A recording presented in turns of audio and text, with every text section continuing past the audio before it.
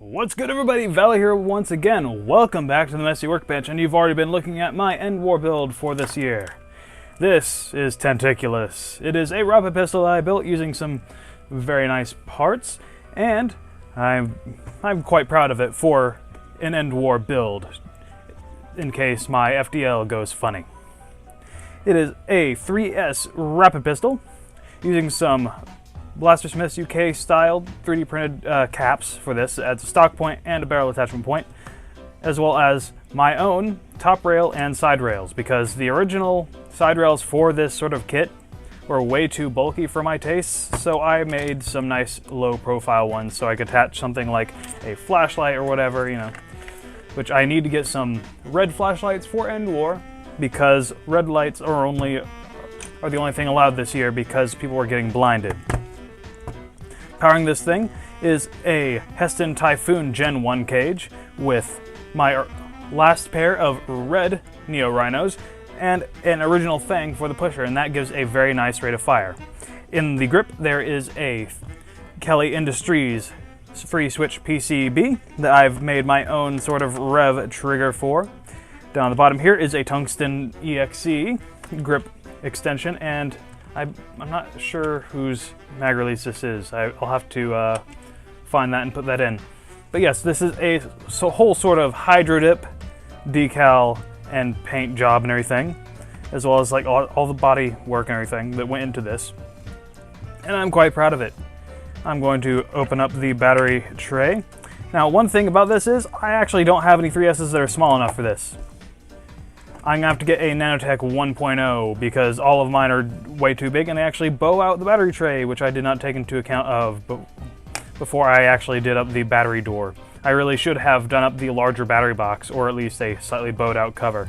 But that is easy to remedy with a 1.0, and because of how I like to play, it's not too much of an issue.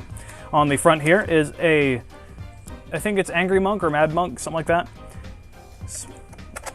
Small angled barrel attachment suppressor piece here, and is actually modeled after the official Hasbro proximity muzzle that is in the Modulus series.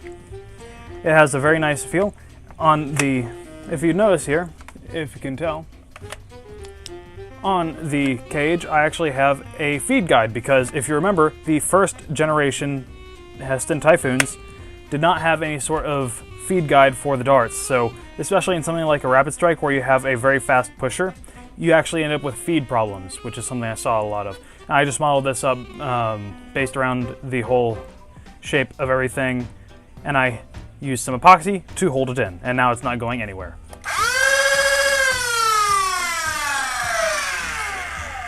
This has a very nice sound to it. It's not quite as clean as something like a DRS cage or anything, but I think it's quite nice anyway. Because of that 3-switch plate, you cannot push without revving first, which is quite nice. I left it in the dead center mode because that is my preferred mode.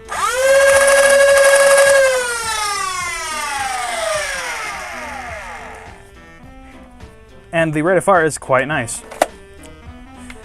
It hits around the 120-ish mark, which is perfect for ENDWAR because, you know, they have a 130 cap on blasters at ENDWAR.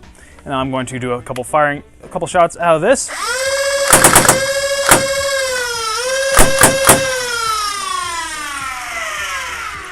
I love 3-switch auto systems because it is super easy to get single shots off.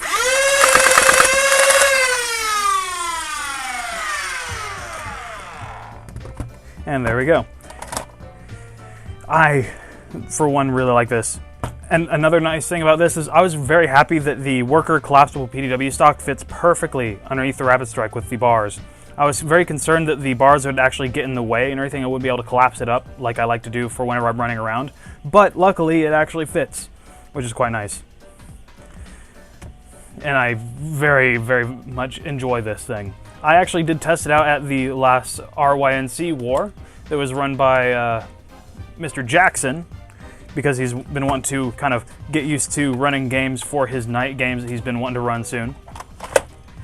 And this thing did quite well. It did struggle with a few mags. I think it's because the springs on some of these older mags or something were slightly sticky, and I was actually getting like a grindy sound.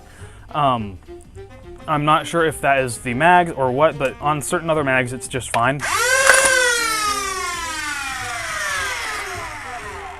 And I can always attach whatever barrel attachments on this that I like or whatever. But I really like these Mad Monk ones because they are very just wide open and they don't impact performance at all. They are purely a cosmetic piece, and I think it completes the look of the thing quite nicely. It prints in 3 pieces with the locking ring, which he kind of created as a sort of universal system that other people can design for, where you can just design your barrel attachment around this locking ring and you're good to go. I've got this printed in Silk Silver, Galaxy Black, and some Hatchbox Orange, and I think it looks quite nice. And yes, after ENDWAR, I will probably end up selling this blaster because I need to be able to pay bills and such. And you know, I can always make another if I really wanted to at this point, because I have the skills and know-how, and I have loads of blasters already anyway. If I had set this up for 2S, it'd be perfect. But yeah, let me know down in the comments below what you think of this blaster. It will be at my table at ENDWAR, so you can take a look at it. And yes, my name is Valor. Thanks for watching.